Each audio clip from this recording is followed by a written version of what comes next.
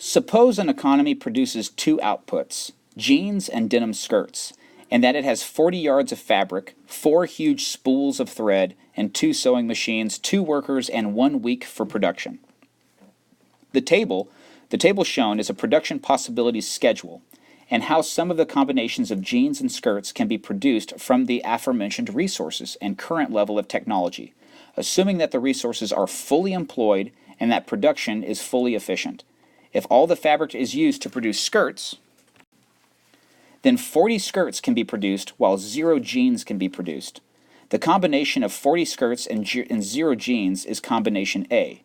If this economy uses all of its resources to produce jeans, it can produce 20 jeans, but then 0 skirts can be produced, which is combination E, and is another possibility for production. The production possibility schedule identifies some of the other possible combinations of skirts and jeans that can be produced under the original assumptions of the model. If the economy chooses to produce 5 jeans, then it can produce only 30 skirts.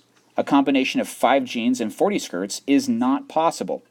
Combinations A through E represent the maximum amounts of the 2 outputs that can be produced from the available resources and technology. All combinations on or inside the PPF are possible.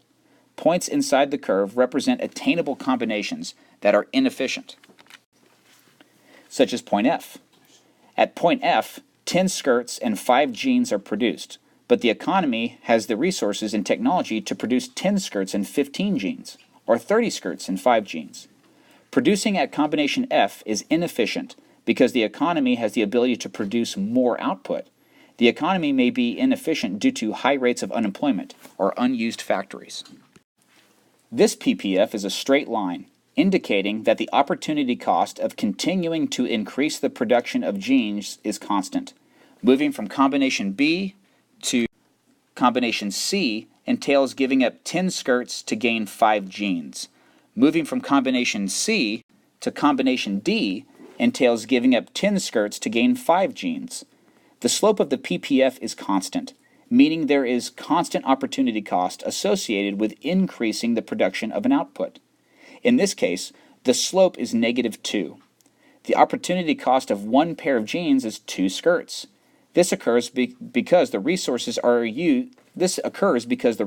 used to produce both jeans and skirts are equally suited to producing both types of output. In reality, most resources are better at some types of production than others, so PPFs are not usually straight lines. As we can see, moving from combination D to combination E would involve the sacrifice of 10 skirts to produce 5 jeans, a constant opportunity cost. Increasing opportunity costs are encountered when resources are not well suited to all types of production. This means that continuing to increase the production of one output entails giving up increasingly larger amounts of the other output. When opportunity cost is increasing, the production possibilities frontier will bow outward and be concave to the origin. Land is a good example of a resource that is not well suited to producing all outputs. Some land is very fertile and can yield high amounts of agricultural outputs. Some land is not as good for growing crops and may be fine for productive activities such as grazing cows. Corn may not grow well on all the available land, but cows graze equally well on all the available land. In the following example, the available land is used for growing corn and grazing cows. If all the land is planted in corn, the economy can produce 14 units of corn, but will have no cows, as represented by combination A. To graze 1 cow, land has to be taken away from corn production, or reallocated from corn production, which occurs when moving from combination A to combination B. Combination B is 1 cow unit and 12 corn units.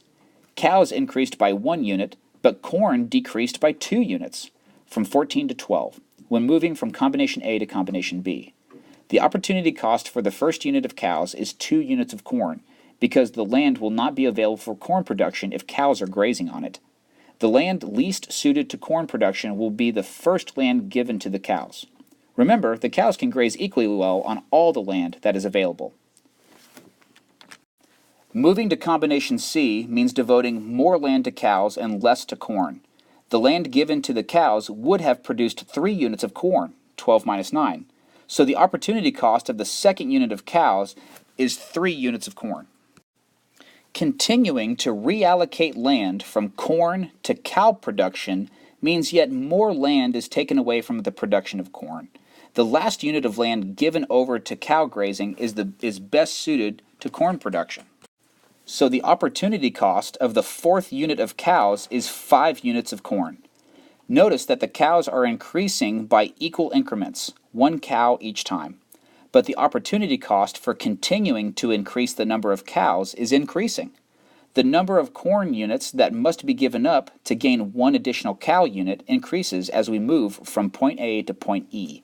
The production possibility schedule illustrates increasing opportunity cost. Graphing this data will yield a PPF that bows outward, as shown. When an economy is producing at a point on its production possibilities curve, such as points A through E, the economy is using its resources fully and efficiently. A movement from point A to point B, for example, could be accomplished by reallocating resources from the production of corn to the production of cows. Each point on the frontier is possible, but we cannot know which point society prefers without additional information about what society considers to be most desirable. Point F lies inside the production possibilities curve and corresponds to a combination of corn and cows that is less than what the economy is capable of producing. Producing a combination that lies inside the curve indicates that resources are idle, are not being used, or being used inefficiently, such as producing less than what is possible, which keeps society from producing at its fullest potential. Idle labor resources means unemployed labor resources. So an economy may be producing at a point inside its production possibilities because of high unemployment. If the problem is unemployment, then reducing unemployment can result in a movement from a point inside the PPC to a point on the curve, like moving from point F to point C, for instance. Likewise, if there is a problem of inefficiency, as there usually is, improving efficiency can cause a movement from a point inside the curve to a point on the curve. Points outside the frontier, such as point G, represent combinations of output that are unobtainable because the economy cannot produce combinations outside of the PPF, given the current level of resources and technology. Moving to a combination that is outside the current PPF means the original assumptions regarding the amount of resources and the level of technology available for the production must change. When this happens, the economy's ability to produce changes, and the PPF shifts, as demonstrated earlier. On the graph below, the points on the curve represent full employment and efficient production. Points B, C, and D are combinations of guns and butter that are possible. If this society is a point on its PPF, increasing the production of guns can be accomplished only by decreasing the production of butter. Moving from point B to point C, for example, meaning giving 2 units of butter to produce the third gun, or additional gun. The number of units of one gun that must be given up in order to gain 1 more unit of the other good represents the opportunity cost of moving from one point to another along the curve. The opportunity cost of moving from point B to point C is the 2 units of butter that are given up to gain just 1 gun. The marginal rate of transformation, or MRT, is the slope of the PPF and is a measure of the opportunity cost of moving from one point to another along the curve. The PPFs that bow outward, the MRT increases from point to point moving down along the PPF because of the law of increasing opportunity cost. On the graph above, the opportunity cost of moving from point B to point C is 2 units of butter, while the opportunity cost of moving from point C to point D is 4 units of butter. Therefore, the opportunity cost increases as society reallocates down to the right along its PPF. Increasing opportunity costs are encountered because resources are not equally well suited to all types of production. Increasing the production of one output by equal increments requires giving up increasing amounts of the other output. In other words, the opportunity cost of one good in terms of the other is increasing, leading to the PPFs that bow outward, or concave to the origin.